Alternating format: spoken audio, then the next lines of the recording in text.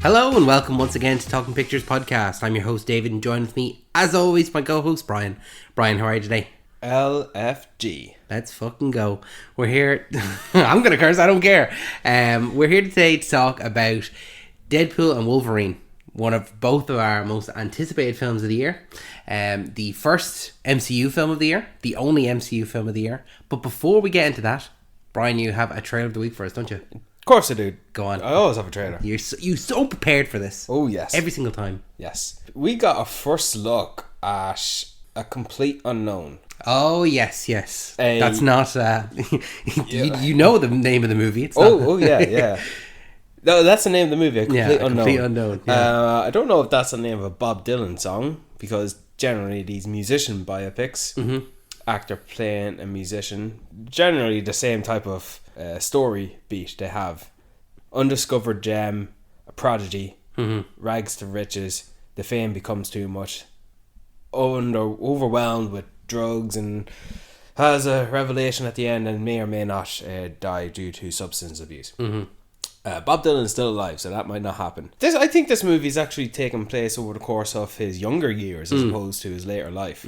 And this movie, right, was in development before James Mangold took on Indiana Jones and the Dial of Destiny. Okay. And I actually did not realise it was not shot yet. And then, he's just suddenly announced to do Swamp Thing and a Star Wars movie. And this movie's still not shot. But I think it's shot now, it's filmed, and it's in the can, and oh wow, a trailer was released. Yeah. And it's going to be released towards the end of this year in festivals.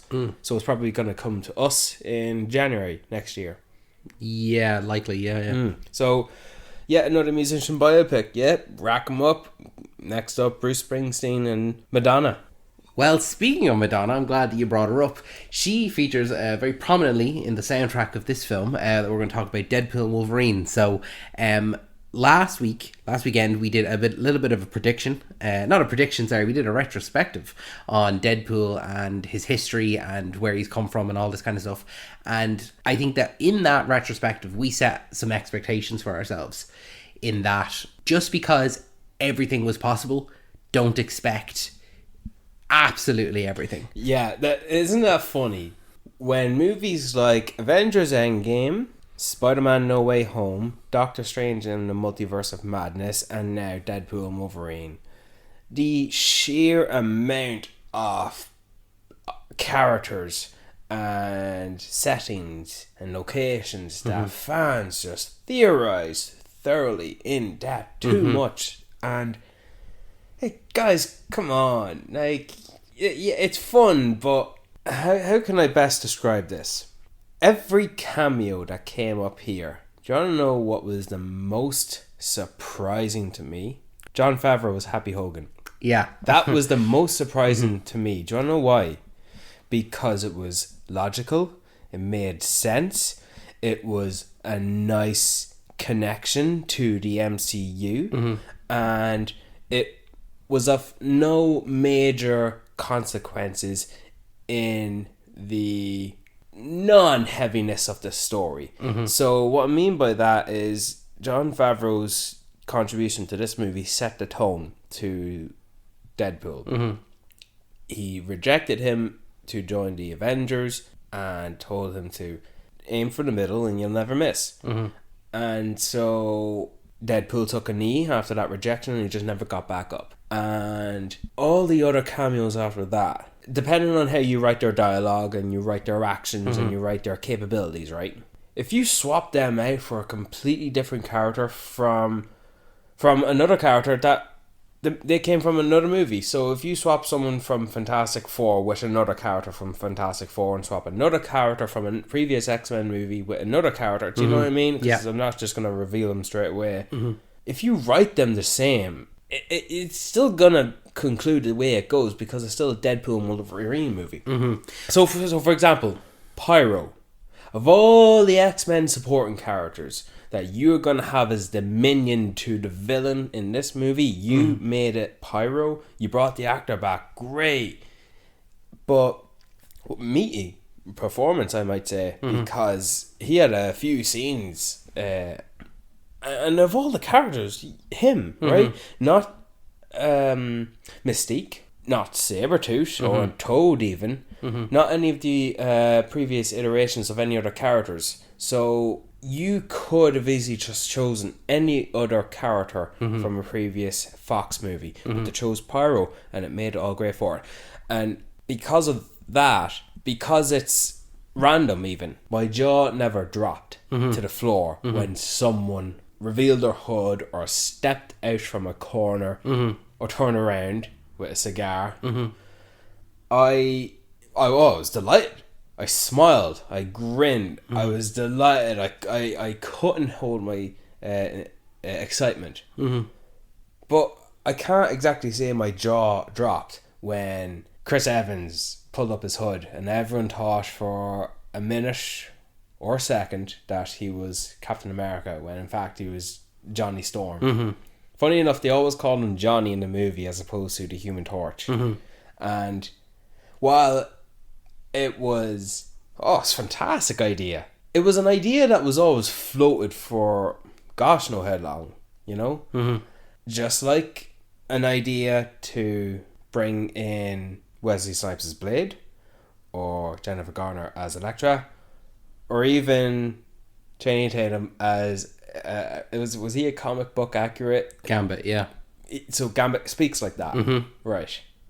I'm gonna investigate that language after this recording, but with all these cameos, you know, it's quick to call them cameos, and maybe we'll just call them cameos for the sake of it. No, I think I would disagree with you. I'm gonna say that in this film there's one cameo.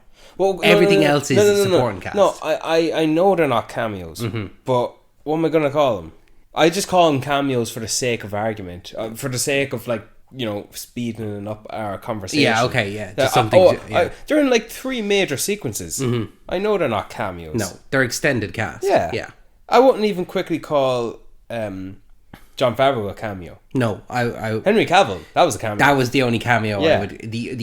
The cameo sequence, which I refer to as when Deadpool is going to find Wolverine, and he goes through many different universes, finding many different Wolverines, and they're all of different variations. Yeah. Those are all cameos, but those are all cameos of Hugh Jackman as Wolverine. Yeah, he's still the second. You know, it's a cameo of the character rather than the actor. Cameo, normally I would kind of refer to as the actor, but then when Cavill turns around, and I think that moment, my jaw dropped. Yeah. When we were doing that retrospective, I kind of half in my head like, wouldn't it be funny if we saw a Deadpool variant of Batman or something? I didn't say it on the podcast, but I thought about it and I was like, no, that's too ridiculous. So seeing Cavill turn around and you see then, holy shit, you look great as this. I didn't know I wanted this. I want this. Holy shit, now you're the second person to have ever played Wolverine on screen. You know, it's only been Hugh Jackman for all these years. So that's when for me, that was a jaw-dropping like cameo with a capital C. Like, it was great and I loved it and I was so excited for it. Like, really, really well. Like, I'm not going to try to convince you anyone otherwise because it's the truth. But I can't say my jaw dropped because anything was possible. The door was open and I'm welcoming anything to present to me. So because the door was so open, you were less likely to be surprised. Yeah. Pretty much. Yeah, if we didn't know this was going to be a multiverse movie. Not even a multiverse movie, just with the hype of it, the fact that they're bringing back Wolverine from that suggests surprises. But because the door was wide open and anyone could just walk through, I just turned off that button. Like, I never had any expectations, and I actually at the last second I did. Yeah, well, maybe it would have been nice to. I think it'd be nice to see James Marsden return as Cyclops. And not only does he not show up, we don't get a Storm, we don't get a Jean Grey, we don't get a Charles Xavier or a Magneto. And I thought maybe those characters would show up, but no. But when characters like Blade and Elektra and Gambit did show up, great, loved it. I'm going to let you know something. I knew Elektra was going to be in it. I believe she was confirmed. Same. I knew she was in it, but... And I knew some of the extended villains from Sabretooth. previous, Sabretooth and Azazel, Toad, all that kind of stuff. They were in it. Were they because in the trailers or? Both trailer and I'd seen casting stuff for it. But Wesley Snipes and Channing Tatum, complete surprises. Channing Tatum was my pie in the sky. That was my, if you had asked me right before, like, okay, who do you want to see? It's like, I'd actually love to see Channing Tatum as Gambit, just because I think that whole story is interesting. And I know that I kind of nearly am contradicting myself, because something very, very similar happened in The Flash. Which I was thinking like. this. I did think this.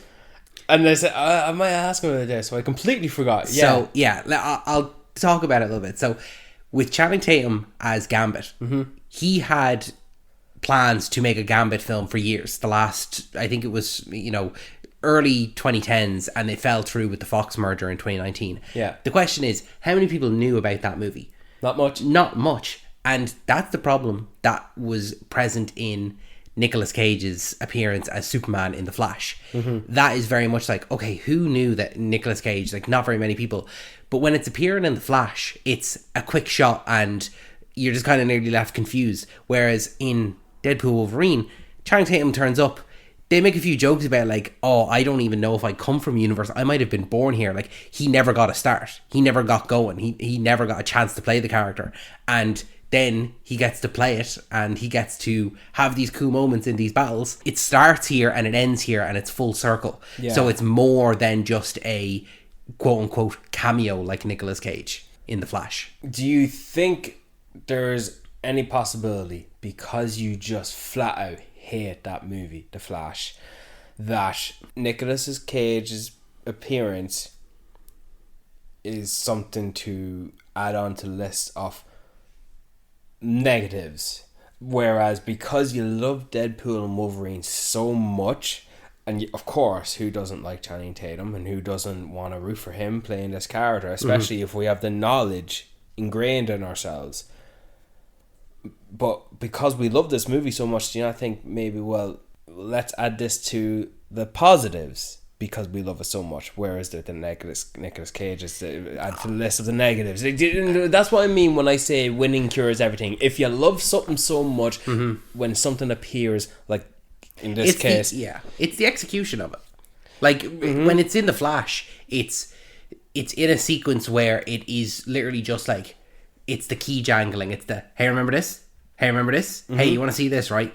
Whereas in Deadpool Wolverine, he comes in, he's a character, has full-on dialogue, has a little bit of an arc. It's not much of an arc, but he appears in multiple scenes and gets to have those final battles. It's just fully fleshed out. It's the difference between being a key jingling cameo and a character within the story. And I think that it's all about the execution. I agree with you. Yeah, I'm just challenging you a bit, but I do agree. Challenge accepted and challenge defeated. I think it's completely done by execution. Because like that was just Nicolas. I actually read Nicolas Cage.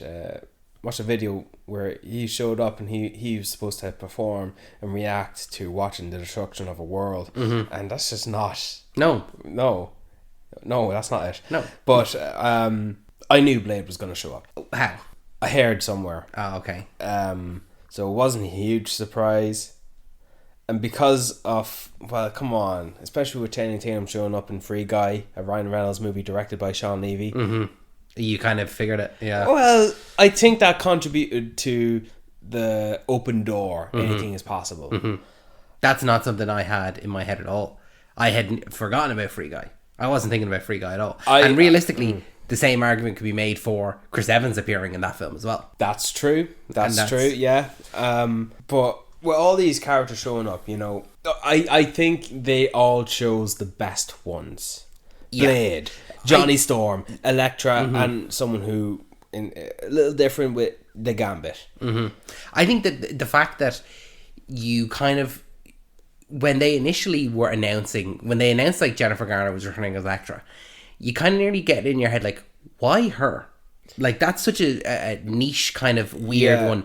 But then once you kind of find the story that they're telling about getting their conclusions, like that they're in this place of forgotten things and they've been forgotten, they've been cast aside, giving them kind of a final battle and a final conclusion to their story. I was like, okay, you took kind of nearly the scraps or what people have forgotten about, took them in and played with them in a satisfying way and given them conclusions that it makes sense now why you got these characters in particular. Yeah. Rather than going for the standard, oh, we got Chris Evans and we got, you know, and he's playing Captain America, or we got Chris Hemsworth and he's playing Thor, and, you know, having big players wanting to have the big cameos. Yeah.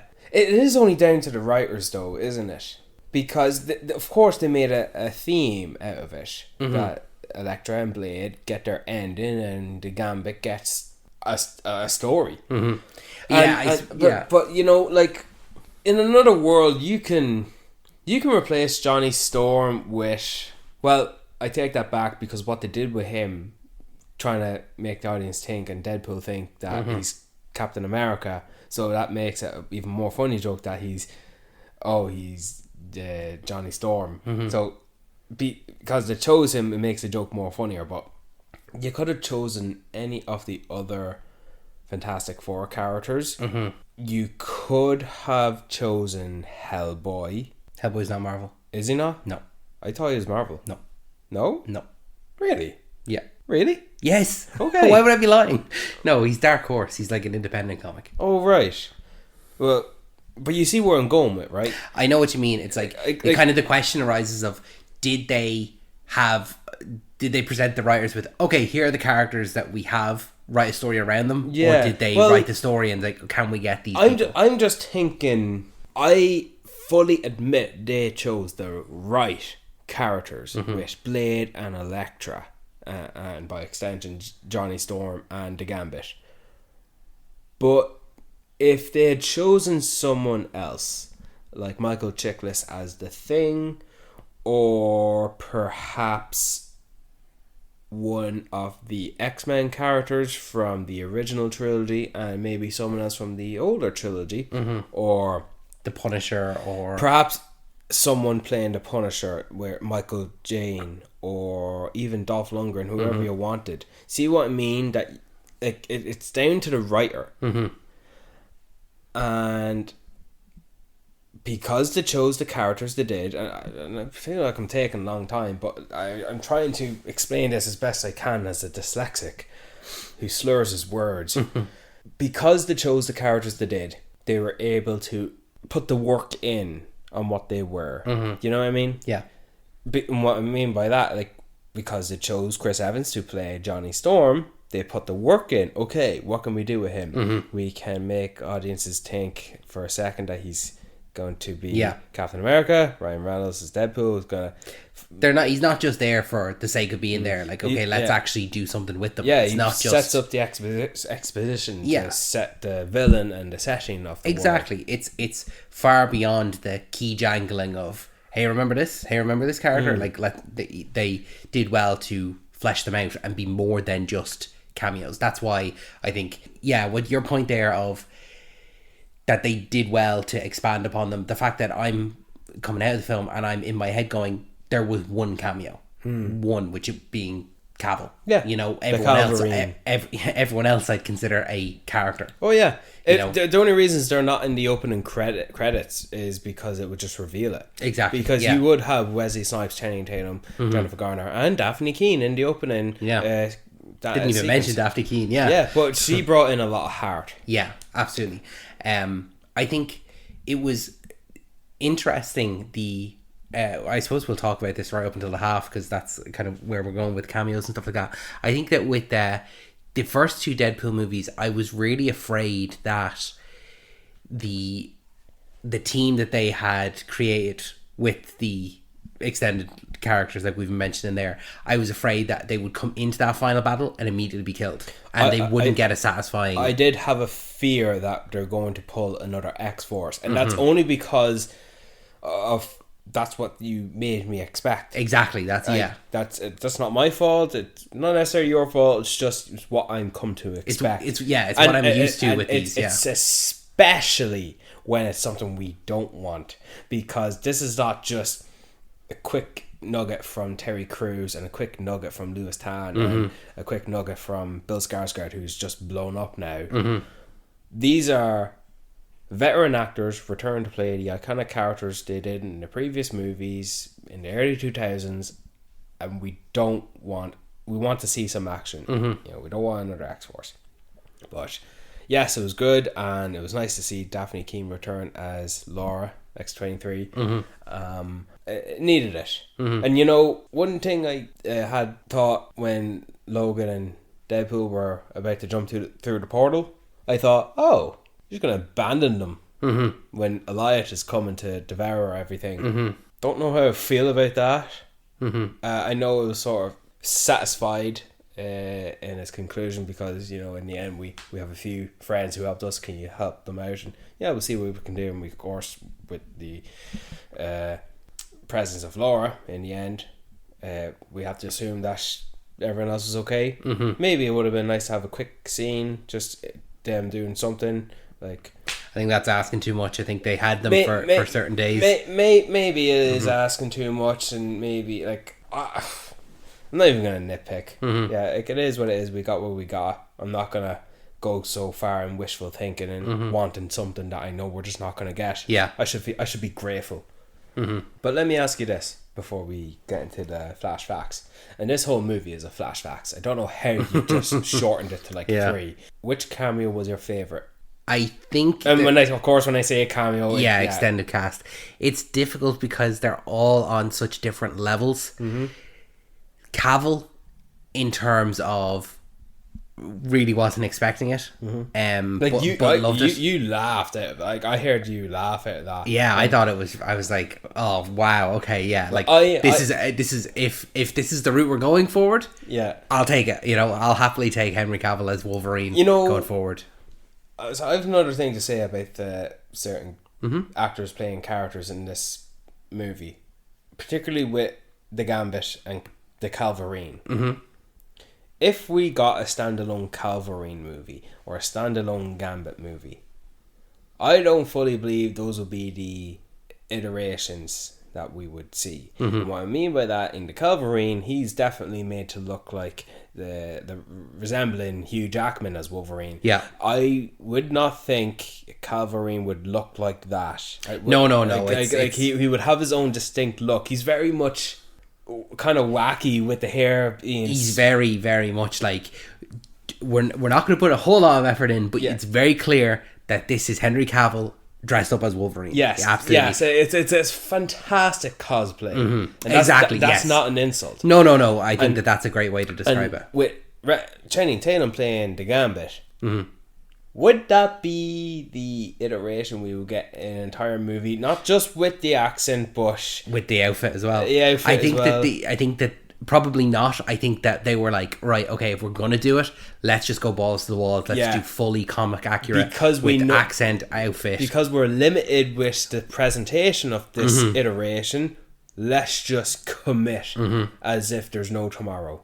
Because there's not. There's not. Yeah, this is the only time we're getting it. Well, and I appreciate that. Blade was the same, but, you know, Wesley Snipes is a 61-year-old man, and while I think it's appropriate for him not to play Blade going forward, I think he would be fantastic to play Whistler.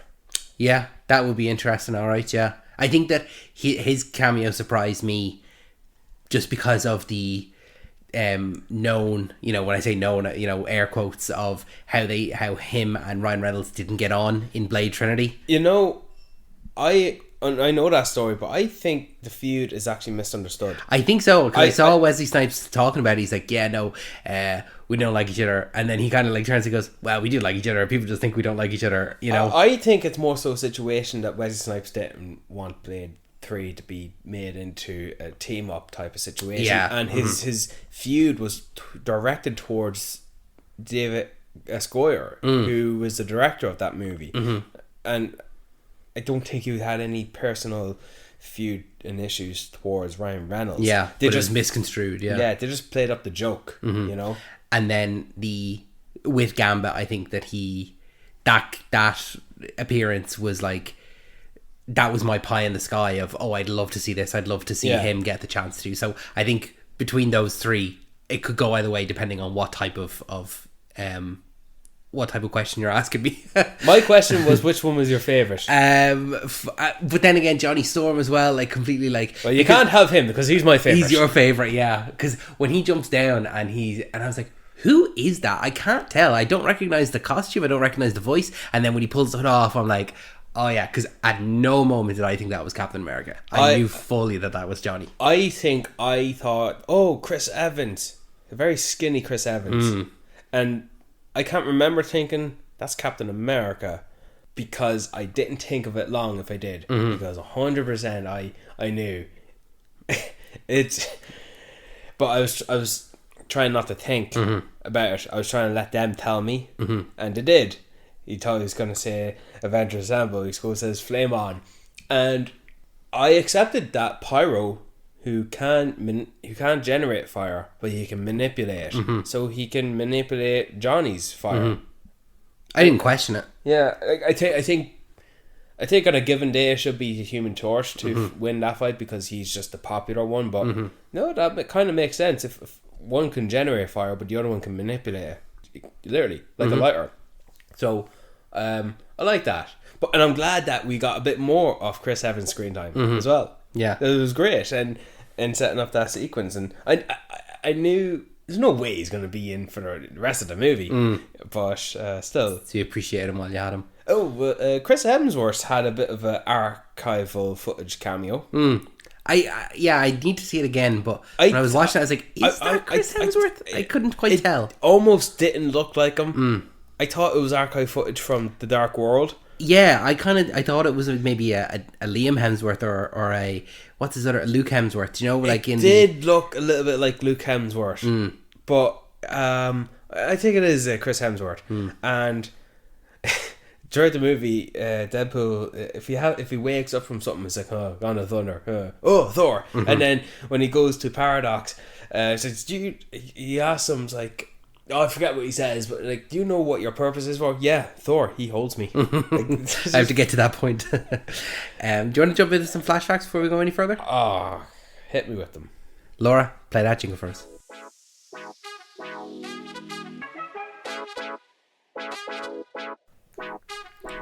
Thank you, Laura. So we've got some flash facts for Deadpool and Wolverine. Just like the movie, full of supporting characters, the flash facts are endless. Yeah. They're all possibilities. So my jaw is not going to drop when you tell me them, but I will be excited when I... There's one here that's jaw dropping in terms of, wow. Like, I wonder if you're going to... Because I have a bit of a fact myself. You go for it. You hit it. Hit me with it. Yeah? Yeah. I now understand what Vinnie Jones rejected in returning as Juggernaut, because he was offered to return. He was, and he said no, because he didn't like the costume. I didn't want to put the costume back on. Like, what costume? The helmet. That was it. Now I think maybe it just wasn't worth to fly over to this location and maybe be paid not a substantial amount, because given the Juggernaut presentation in this movie, like, he's a character, probably one of the more standout ones after Pyro, but not really much to him. But I would have liked to have seen Vinnie Jones return in playing that role, but oh well. So, flashback number one then. Okay. Official flashback number one. Okay, so my flashback is 0. Yours then. is an unofficial flashback. Unofficial. Flashback number one. Hugh Jackman insisted that the film and its casting of Wolverine had no connection or interference with James Mangold's Logan, which he felt was a well-done finale for the character. He reached out to Mangold to explain the plot to him and got his approval first. I don't think anyone wanted Logan to be dishonoured. I think you're right. And what I really liked about the opening sequence is the fact that Deadpool calls that out straight away. It's like one of the first things he goes, I know what you're thinking. How are we not going to touch Logan? And then he says, well, the answer is we're not. And then immediately, like, we're at the grave. He's digging him up. And you're like, all right, okay, that's where we're going here now with this. Like, we can have fun with this. Yeah. And I think that whole opening sequence is great. From when he digs him up, when he's talking to the skeleton, to then eventually the dance sequence. I was really... I was going to say it to you in the car when we were going, but I didn't mention it. But one thing that I was curious to see is how are we going to transition from those first two movies that have great opening sequences, opening titles? Yeah. Will that carry over now into this film? Of course, yeah. And I was afraid that it wouldn't. Now, very, very different style in terms of the first two films are like the, written by the real heroes, stuff like that. But yeah, okay, yeah, fair enough. The crediting of the actual the crediting is different. But if you really think about it, the presentation is all different. Like the first one was within the car freeze frame of going through the motions, which was very well done. The second one was like a James Bond-esque type of, whereas this one, pure dance sequence. A great one at that. This was my favourite one. I think so too. Maybe it's recency bias. Well, I've seen it twice, and I now like that song Bye Bye Bye an awful lot more. And I just love every time Deadpool is killing some folks, it cuts back to him dancing. And the dancing moves he does, like, wow. And the camera jolted to his movement. Like, if he moves his hips, the camera moves along with him. Very well choreographed. Oh, it's great. I loved it. Flashback number 2. Wesley Snipes reprises his role as Blade. I know, we talked about it. 26 years after his first appearance in Blade 1998, thus surpassing Hugh Jackman as Wolverine for the longest tenure as a Marvel character in a live-action film series. Oh, come on. Hugh Jackman played Wolverine like 10 times. I know. It's consistency. Like 12 times. It's the consistency that Hugh Jackman has, where he was continuously playing him, whereas Wesley Snipes, the last time he played Blade was in Blade Trinity in 2004. And now 20 years later, he's played it again. So technically, he is the longest running. But like, I mean, a couple of years from now, when Avengers Doomsday or Secret War comes out, whatever, and Hugh Jackman's there, he'll regain that title. But you're gonna just compare Hugh Jackman playing Wolverine to Robert Downey Jr. playing Iron Man, because I don't know who played who more. But what I'm trying to say is that Robert Downey Jr., he's played it in such close quartered in terms of timeline, in terms of decades. Do you know what I mean? Like, Hugh Jackman's playing Wolverine longer, but who played more? I can't remember, but like it just depends. Technically, it's all technical. It just depends on what you want to do. So, and then flashback number 3. This is the one that I think you'll be like, wow. So, Deadpool and Wolverine broke box office records this week, taking in $444 million in its opening weekend. To put that in perspective, Marvel's last feature film, The Marvels, grossed $206 million in its entire run. Sacre bleu! That's crazy. I think that Deadpool and Wolverine is clearly the shot in the arm that Marvel needed in terms of just having a financial and commercial success. But who do we have to thank for that? Kevin Feige or Ryan Reynolds? Yeah, that's it's a strange one, because Deadpool has his own kind of following, and whether that be Fox or the MCU. Oh, it doesn't. It's just the audiences who just love Deadpool. It doesn't matter. Everyone loves the Guardians of the Galaxy. We all flocked back for James Gunn, not necessarily for the MCU. So same situation with Deadpool. We all flock back for this, not necessarily for the MCU. And most critically, the whole point where the MCU is at a low point, the multiverse just isn't working. Both jokes in the movie. Like Captain America Brave New World, if that comes out and we're just back to the mid-section mediocreness, not just getting by, this Deadpool it's going to be a great moment. It has its own year. It's going to be so memorable. You're going to forget that we had an Echo at the start of the year and an Agatha at the end of the year. But it can't do this on its own. And while Kevin Feige is the producer of the movie, it literally is a Kevin Feige production. And he's great, but he's stretched too thin. And I just feel like Deadpool is Ryan Reynolds' baby, and he's got his writers, Wernick and Reese, who've done the whole movies, and he's got a different director for each Deadpool movie. But I think this one was think this lended itself to be the home circle, home run, a perfect fit with the fact that it's Sean Levy, because Sean Levy directed Ryan Reynolds in Free Guy and he directed Hugh Jackman in Real Steel, and now he's directed both of them in this. Like, it's a real like slam dunk, yeah. Yeah, but you know what's that phrase I'm trying to think of, like what home run, home circle. Yeah, home run. Yeah, is it? Yeah, everything came full circle. Yeah. Yeah, well, that's what I'm trying to say. Like, it's perfect fitting to the what could be a conclusion to the Deadpool franchise. I think going forward, we will see Deadpool and Wolverine again, but in supporting roles rather than starring roles. Now, that being said, when you make $444 million in your opening weekend, I'd be very quick to be greenlighting another Deadpool solo film somewhere along the way. But I could see him just becoming an ensemble, like a part of team-ups rather than solo. Kevin Feige's not reactionary. Not like the Warner Brothers and DC. And even though Warner Brothers is justified in greenlighting a Joker 2 because it's Joaquin Phoenix. It's not Mark Wahlberg. Oh, fuck off. I think if we're going to get a Deadpool 4, it's going to be when Ryan Reynolds' children are not children anymore. So it'll be a while. And that's a movie, but I'm sure we will get Ryan Reynolds' return as Deadpool. I don't know how that's going to work in an Avengers movie. And I'm not going to fully be in agreement that Hugh Jackman is going to return.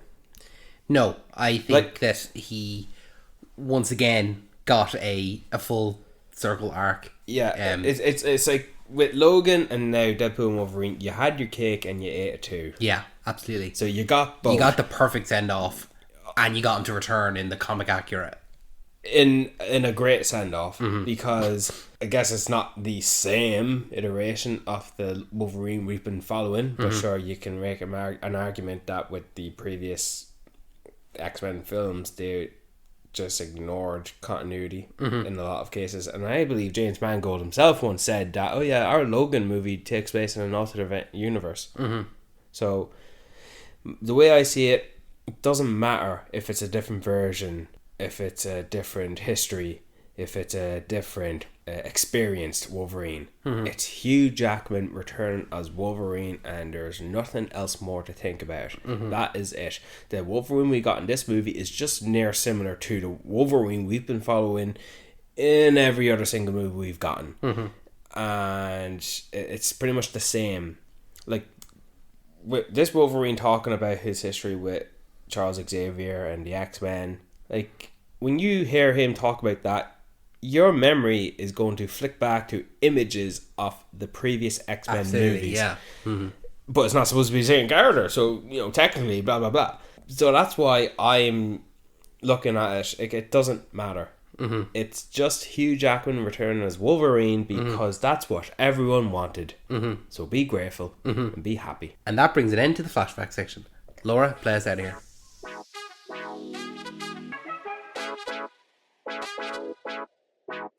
Thank you, Laura. Let me ask you this. Ask me.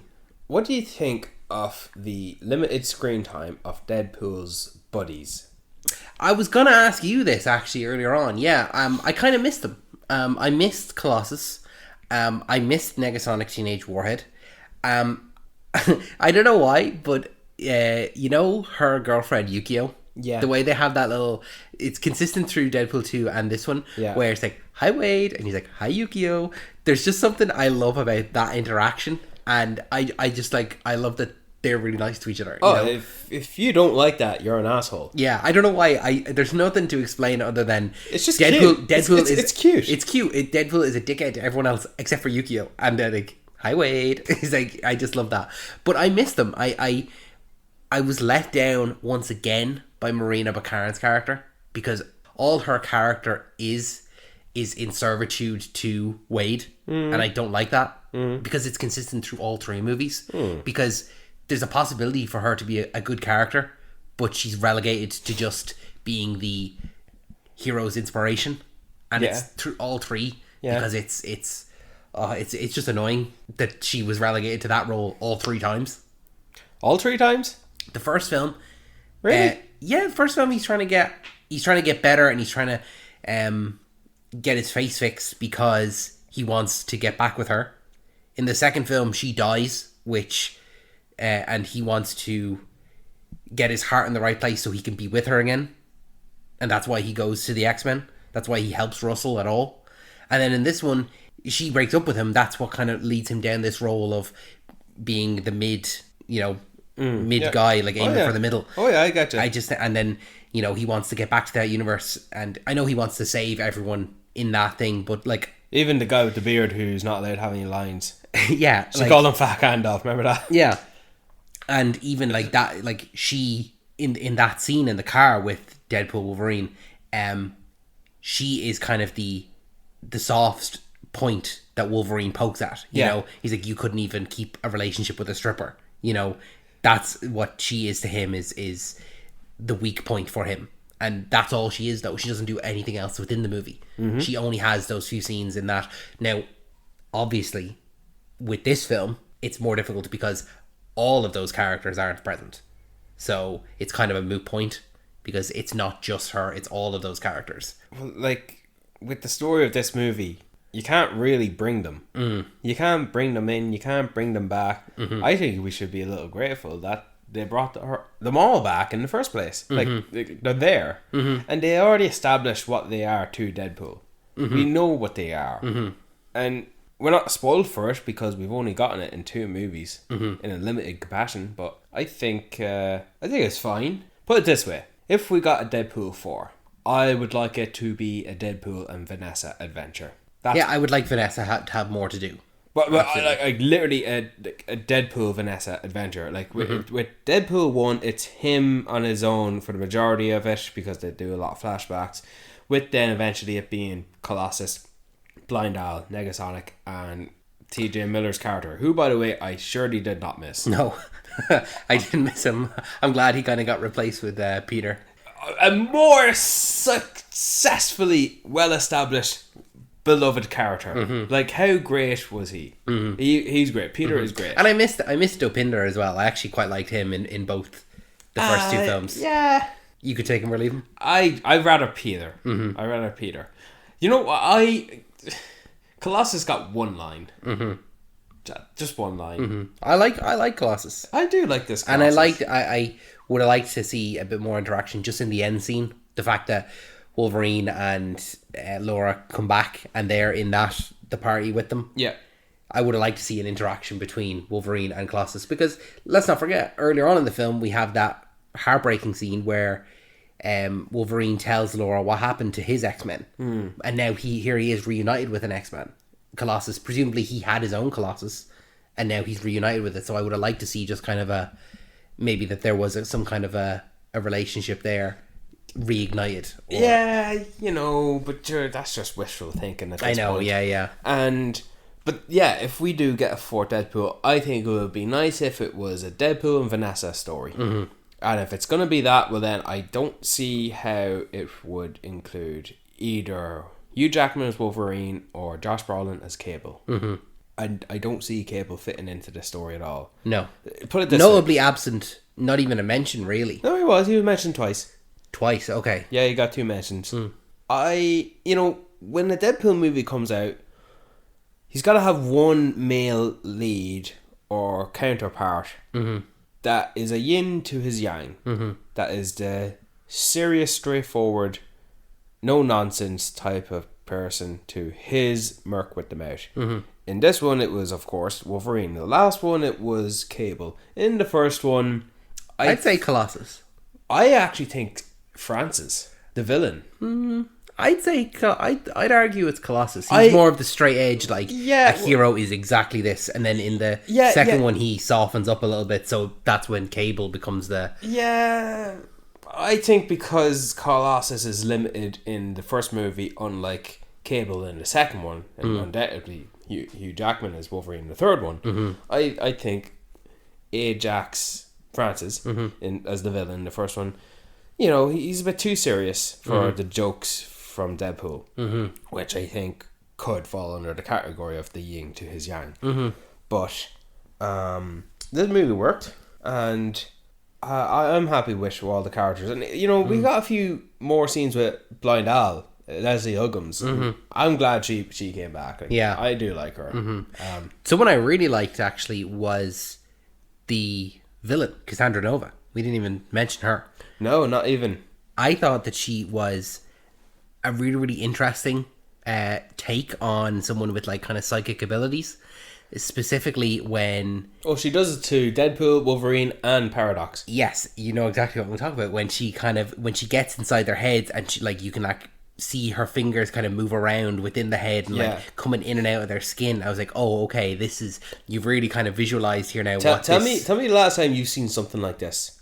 I couldn't tell you. They've broke ground here with those visual effects. Like, how can you do that? Like, there's no precedent for that. Yeah, it was great. It was like, it really felt like, okay, I've never felt that before, but I could imagine what it feels like to have someone. It's like violating. Yeah, exactly. Fingers just moving around inside your skull. Just imagine someone putting their finger in your ear, multiply it by 50. It goes in your ear and out your nose and like in your eye, yeah, and all that. It was rotten to look at. So I was like, okay, I can imagine how that feels. But I thought that she was just like a really great villain in terms of like, she's not like a Thanos type where she is. I think we need to stop comparing villains to Thanos. No, but like the Thanos type or she is who she is. She's just the bad guy in this She's serviceable. And she's one of the stronger serviceable villains. I think she's the best villain in the Deadpool franchise. How's that for success? Yeah, I think that's fair. But what I mean by like that she's a good villain is because it's not like they are racing against time to like defeat her or anything like that. They just want to get back to their own timeline and save that. And she's just not forthcoming about it. She has that kind of moment where she gets them back to where she needs to go, but then she kind of afterwards goes, I've got my own intentions as well. They can go back. She said it as it was. She was happy living in the void.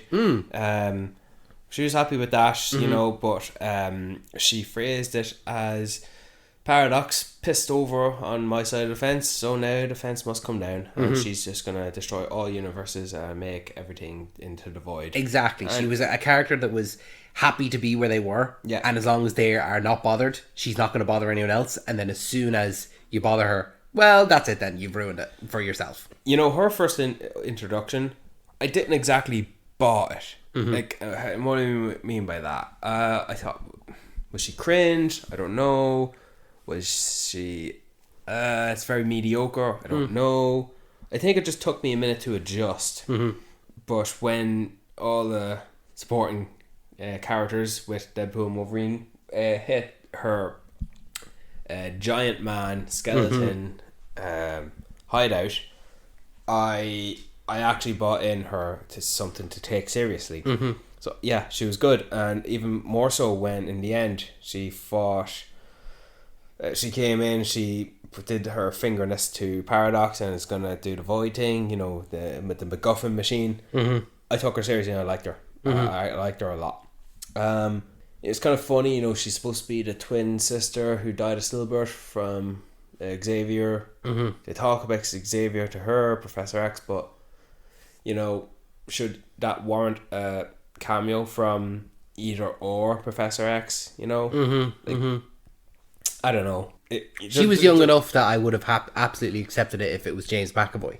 I didn't need for it to be Patrick Stewart. Yeah, but it could have been if this ended in a different way where she had a redemption arc and she wasn't going to kill the world and she goes to visit her Charles and it's just Patrick Stewart sitting in his chair playing chess or doing something and she just watches him from afar and decides not to go to him because emotional effect.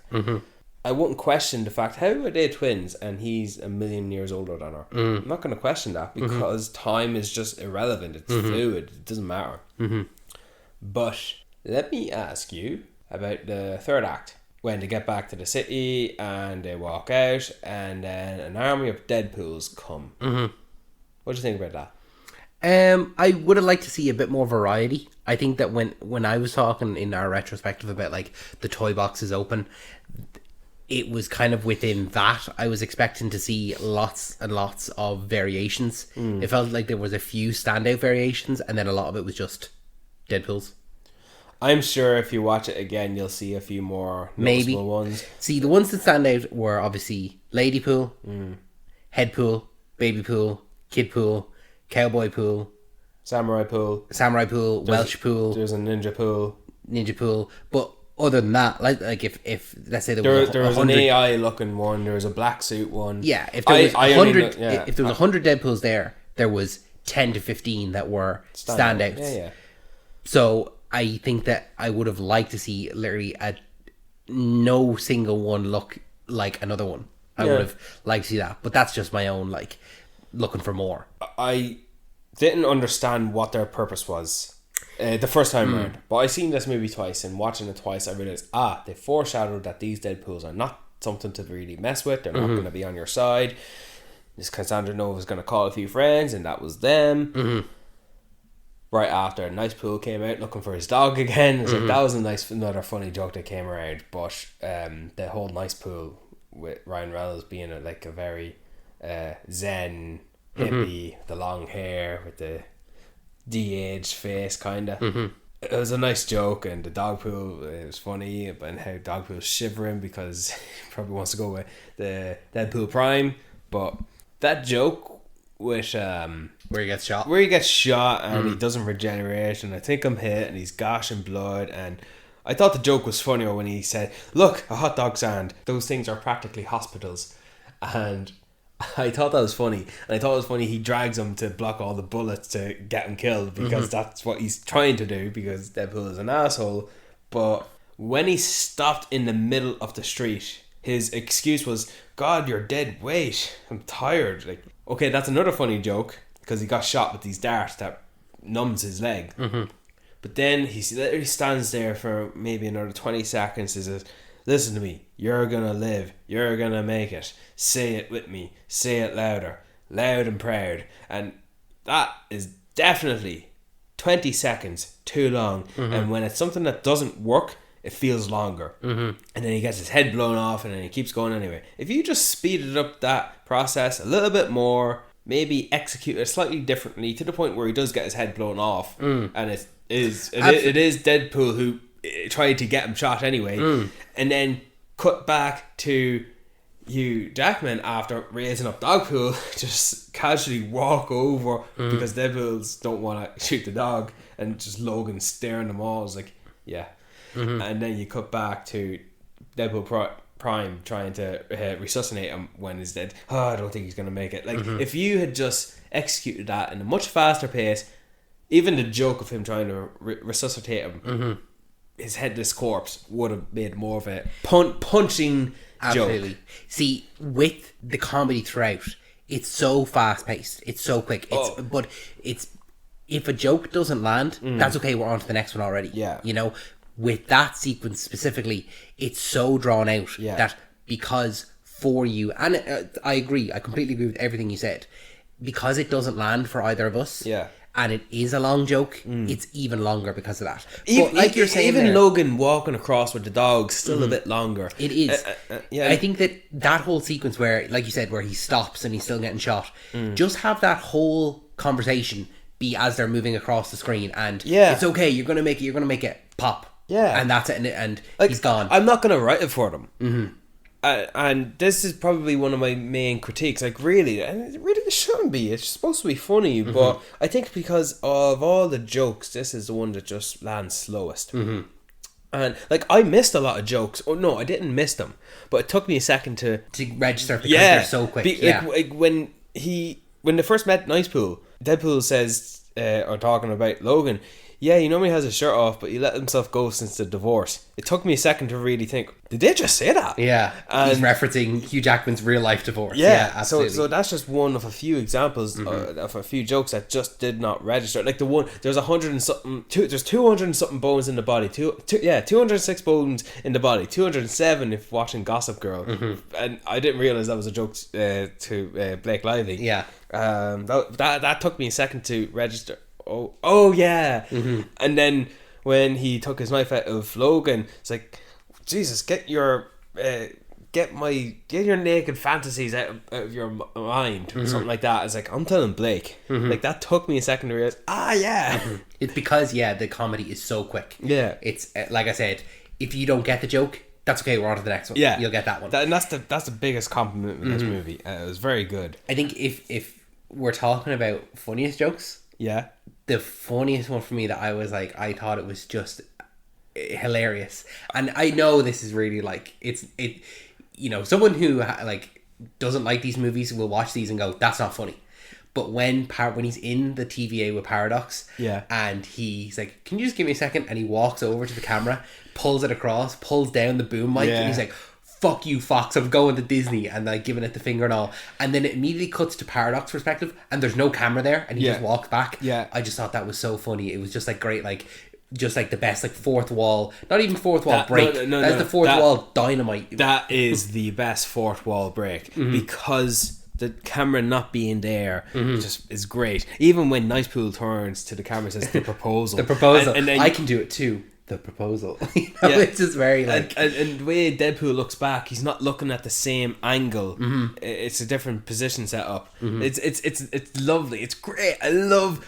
Deadpool has introduced to the masses what breaking the fourth wall means. It's like that idea of when a character walks off the square of the frame, well, to us is like that, they're just gone. But there should be another world there.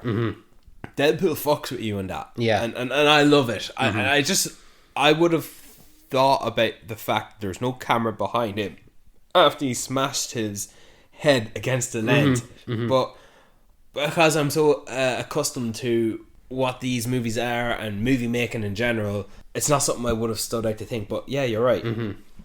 The two fights between Wolverine and Deadpool, the car fight is my favourite. But, what I forgot to mention in the first fight, my favourite part is Wolverine running like a Wolverine. Yeah, proper feral, animalistic. Like an animal, yeah. Like, we've never seen that before. And that is... yes! We want something new, but something that is in line of his character. Yeah, it's a great way to show, like, this Wolverine is different than the Wolverine we've seen before. Ever so slightly. You know, his fighting style is completely different. Even, like, a little bit later on, when he fights Sabretooth, and it's immediately just a chop. Done, you know? And when they tried to tease that up, fans been waiting this forever. Your brother. I'm watching this and like, I don't need this fight to be a thing. Really, Sabretooth with his fingernails. I'd prefer the Liev Schreiber version. I really prefer the Liev Schreiber version, and as a result of this Sabretooth getting his head just completely decapitated, I'm glad it wasn't Liev Schreiber. I don't look at that Sabretooth version, because he was doing the first one, as the brother of Wolverine. Because it was never established nor acknowledged in that first X-Men movie. It was acknowledged when Liev Schreiber played him, and that made it a more compacting drama in that movie. So yeah, you can say he's your brother, but the two characters just acknowledged to each other as we're rivals. And whether that Sabretooth is supposed to be the same iteration as the X-Men movie or not, doesn't matter. I refer to when I said it doesn't matter which iteration or version, it's just the same character with the expectation of audiences on what we expected these characters to be. We expect Hugh Jackman to be the Hugh Jackman Wolverine he was in this movie, as given the history. Yeah. No different than Sabretooth. The only difference is we only seen this iteration of Sabretooth once. So, yeah, you can say he's your brother. Yeah, you can say fans were waiting for it. Doesn't matter. Just say what you want to say. I also thought it was interesting they brought like a bit random characters with Toad and Azazel and Lady Deathstrike. And it's very random, but yeah, it's okay. But the car fight was the best fight between the two, because of the emotional meat behind it all, because of the dialogue that led up to it, because of the pure insults that it was no longer fighting for the sake of fighting. No. It was two characters that truly venomously hated each other in that moment. And you thought Deadpool was serious when that TVA agent insulted his country, like Wolverine was the best thing that came out of Canada, and he, just the way he just smacked the sword to the ground, just slingshotted its way into his mouth. Get my country's name out of your fucking mouth, and my sword. And then after he says, you couldn't save a relationship with a stripper. Just a moment before, Wolverine says, just give me one more word, and you're a quiet beat. A Google tutorial. I think he said that. Like, what does that mean? But then he insults him with that, and he says, I'm going to fight you now. Oh, are you? And he punches him a nosebleed, and then the two just go at each other. And then the Greatest Showman soundtrack, wow! And that was great. And then the way they just fire each other out the car windows, and Deadpool just using the seats to his advantage to roll back, and they're just completely stabbing each other. And what was the song they played it? It's a Grease song. Oh, you're the one that I want. Yeah. That was the best fight. I just loved it so much, and I like how each fight ended with Logan likely being the winner. That's what you'd expect as well. Yeah, maybe. Yeah, you'd expect. Like they both just drain each other out, but it ends with Logan in the winning position. And what else do I want to talk about? I went into this movie with Express Yourself being my favourite Madonna song. I often go onto YouTube to watch her sing it live and imagine Julia Garner playing her in her biopic. I left this movie with Like a Prayer being my favourite song, because not only did we get a great kill-off sequence with all the Deadpools while that's the traditional song played in a great theatrical looking tracking shot. Like you're panning from the left to the right continuously, and it's up to the actors and the extras and the choreography and the blocking to maintain momentum and just stick with it and keep the pace. And Deadpool and Wolverine just going at it like you have to watch it a few times because there's so much visual movement going on. You have to like you have to focus on one and the other, because there's an awful lot of choreography in that sequence, and it ends with the superhero landing. Of course, Logan lands perfectly and Deadpool doesn't. But would it have been funny if Deadpool landed great but Logan didn't? Would that have been more funnier? And then Peter obviously is actually a serious thing to be amongst the Deadpool IP, which is great. I like Peter's role in this. But then we're getting to the final act, and when I say that Madonna, the traditional score in this movie was great, as in the trailers, but the orchestra, I never thought Like a Prayer would give me goosebumps. Yeah, it's the real hero moment. And what I think is great about that whole third act, with that whole sequence with the Deadpool core, and then the Deadpool and Wolverine sacrifice moment with the orchestral score with Like a Prayer, is that it subverts kind of that traditional big huge CGI fight. But we don't get that at all. There's no obviously we have, like you said, the MacGuffin machine, the Time Ripper, and that, I guess you could say, is the beam in the sky, in quotations, like I'll take that over another beam in the sky. Jesus. So it's subverting that we're not fighting this bad guy that's fully CGI. You don't believe anything that's there. It's a breath of fresh air. It is. It's a sacrificial moment where it's like Guardians of the Galaxy, the first one. Yeah, it is. It's these two characters who don't think that they're worth it. Wolverine is throughout the film referred to as the worst Wolverine, and Deadpool has admitted, like, no, I took a knee and I never got back up. These two characters that are at very, very, very low points save the universe together, and they work together for the first time. Well, not the first time, but in that act, it is the first time. It's the first time, really, that they've finally come together. They've stopped bickering. They work together. Yeah. And they sacrifice themselves. And yeah, it's a great, great scene. Oh, goosebumps. And I like how, the countdown's going down. Paradox looking at it. Of course there's a countdown. But he'll make it in the last second. Grabs Deadpool's hand. Still not reachable to grab the machine, because, gotta pull a few cables to make it work. He released the claws, forks for hands, and then his shirt pops off, rips open like armor, and Jesus, I think this is the most ripped Hugh Jackman's ever been. He has to be. I'd have to compare it because him in Days of Future Past was... that was his peak for me. Shit, yeah. But right. Don't forget, that was also 10 years ago, and he still looks like that. Like, well done, Mr. Jackman. Well done. Put away those oily tits, you slut. I have to say, I think the thing that impressed me most, and I kind of only realised it maybe halfway through, was just how much time is dedicated to Wolverine. Oh, yeah. The fact that this wasn't Deadpool featuring Wolverine, yeah. it very much is Deadpool and Wolverine. It is essentially Deadpool 3, but it's forever going to be Deadpool and Wolverine. And there's a point in this movie where I realised, oh, fuck. This is supposed to be Deadpool 3, but I completely forgot about that. I think it was when Cassandra Nova was doing Finger with Wolverine. Yeah. And I forgot. In the Giant Man, yeah, absolutely. I for me, it was when him and X-23 are talking and he's given kind of his history. And I kind of was like, this is just a full scene without Deadpool. We're fully focusing on Wolverine here now. And as we then kind of got into the battle going there, I was like, there's no like really like heavy jokes or no like turn to cameras or wink to camera or anything like that, where I was like, it kind of melted away that I was watching a Deadpool movie.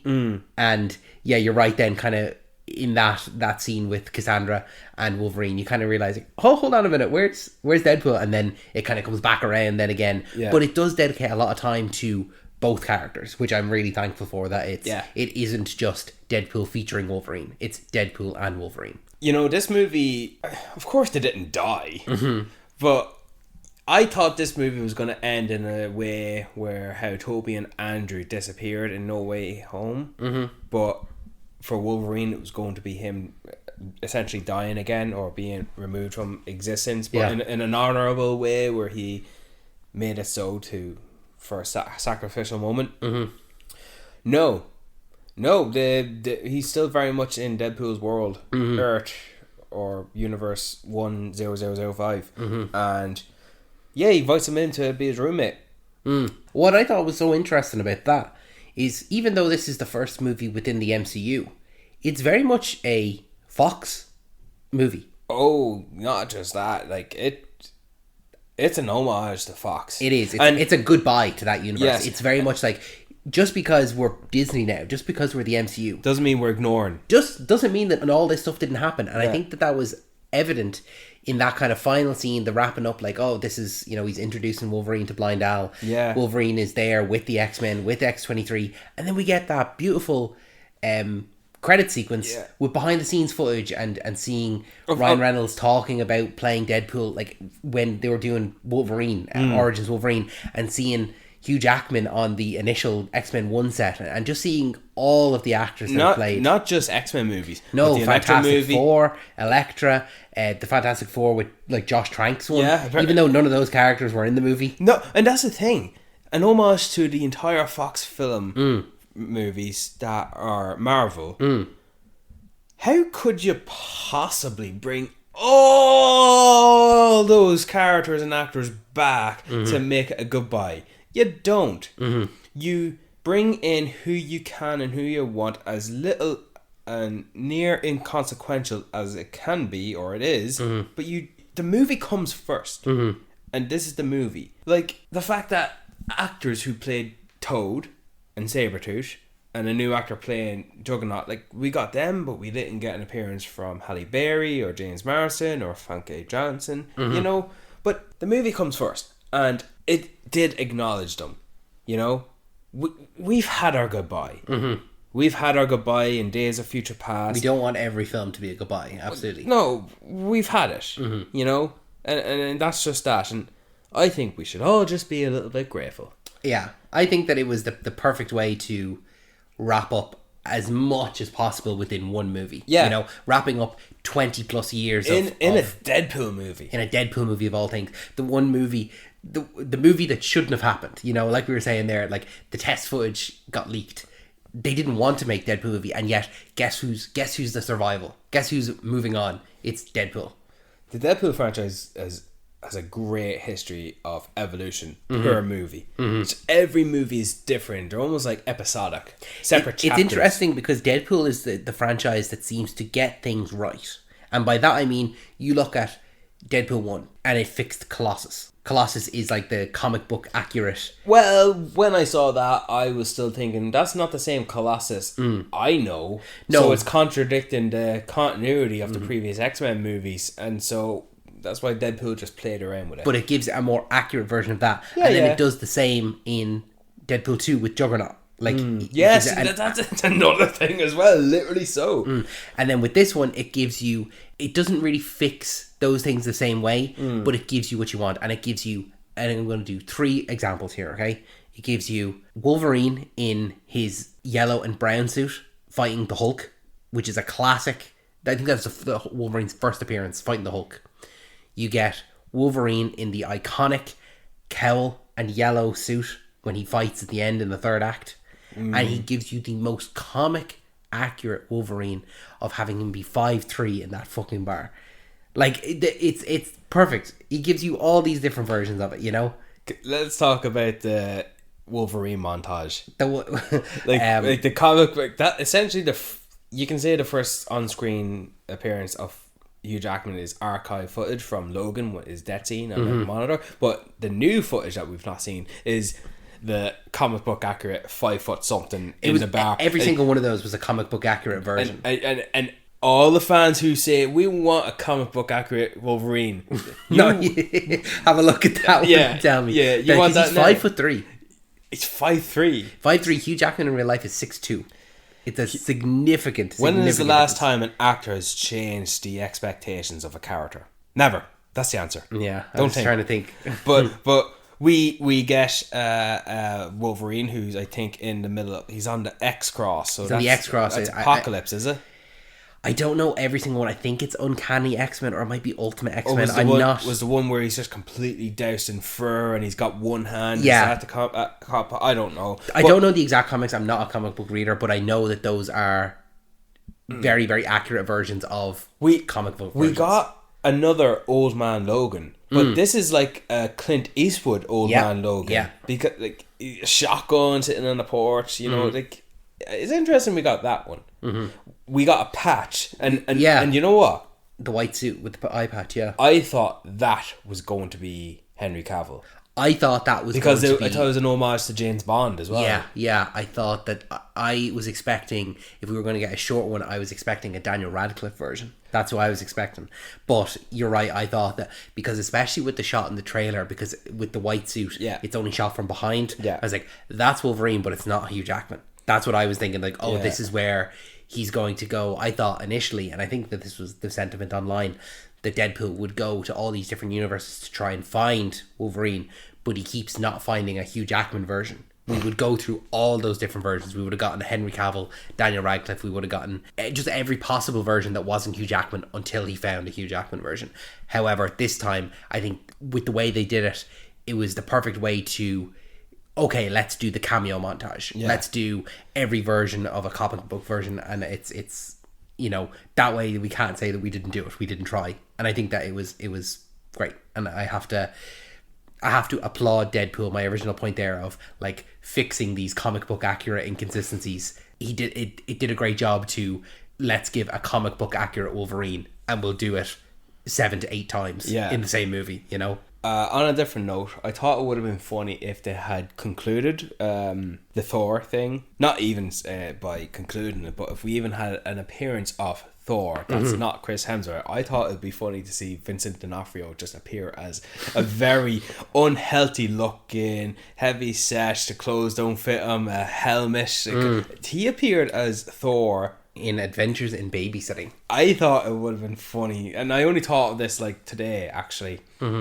If he just appeared as Thor, I think it'd be great because Vincent D'Onofrio is a great actor. He's known now as Kingpin, but I think it would have been funny. Like, however they wanted to conclude that. God, is there anything else? I think I've spoken about everything. But here's the funny as well, right? With the trailer is setting expectations for fans.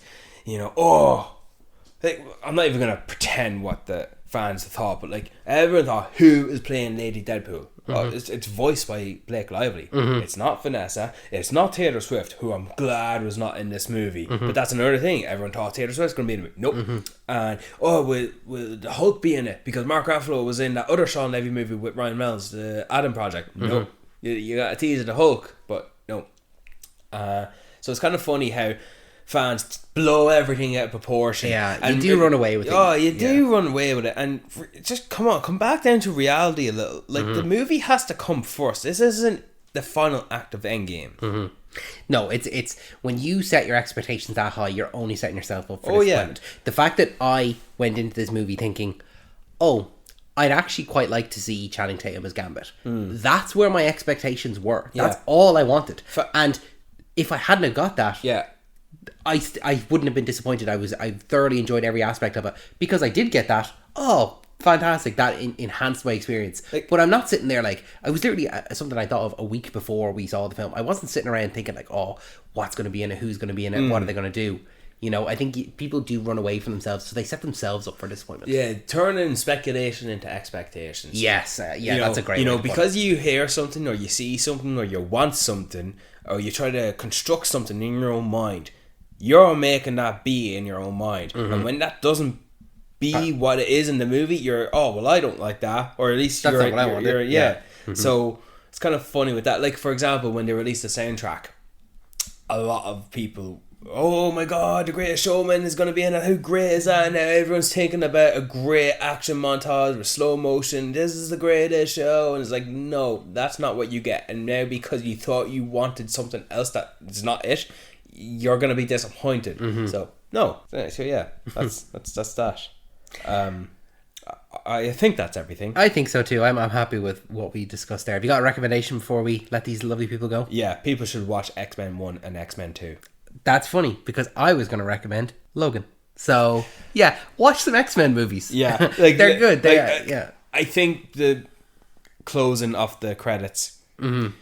Yeah, it's really nostalgic, isn't it? Especially with X-Men 1 and 2. Like, the simplicity of those stories. Like, I think I'll watch them pretty soon. What was the funniest thing in this movie, though? For me, I don't know. For me, it was the cut to camera and when he broke the fourth wall. It was the post-credit scene for me. Brian. Oh, David. Come on then. Great. We both watched it right before we did this recording.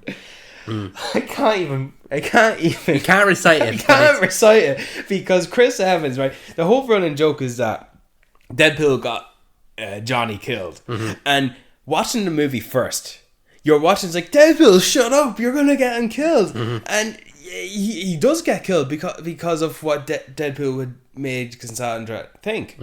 I watched the movie a second time, and watching Chris Evans completely try to deny everything Deadpool says he said. You can see through the lies. It's 100% true. Completely. And that's Chris Evans delivering that acting. And then when we see in the post-credit scene, and I'll tell you who she is, Cassandra Nova. Maniacal, fuck can't even say it. Not only that, he says it with like a Boston accent as well, and you can quote me. And what is it? And I'll tell you, Wade. That's right, Wade. It's like he says that as if he knows him. Like that. That is only the best joke on the movie. Is because it's just a pure joke. It's a real gag. Like that is not in a million years what Johnny Storm would say. That's just a joke. Like fucking hell. I can't even. I'm gonna watch it again now after this because that is 100% the funniest thing for me. Never has a post-credit scene made me laugh so hard. Yeah, I laughed so heavy like twice. Like Jesus, oh my god. Oh, so funny. Wow.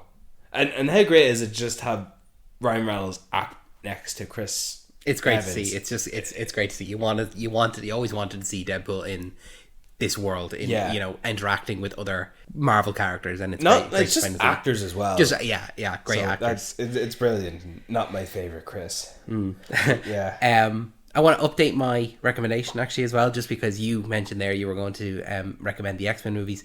Our friends over at Another Happy Pod, they are going to be reviewing all 14 X-Men movies. So if you wanted to watch some of the X-Men movies and hear some guys talk about that, highly recommend that. Nathan Lawrence, good friends of the show, so make sure to check them out if they're going to be doing it. We're going to let these people go now, but before we let them go, one final note. We've got a very special episode next week, don't we? You want to talk about that? Yes, we do. Little preview. Folks, next week we have a very special guest on the episode. The director of my favourite childhood movie. I contacted Stefan Fieldmark from Denmark because I wanted to gain some insight on his creation of Help, I'm a Fish.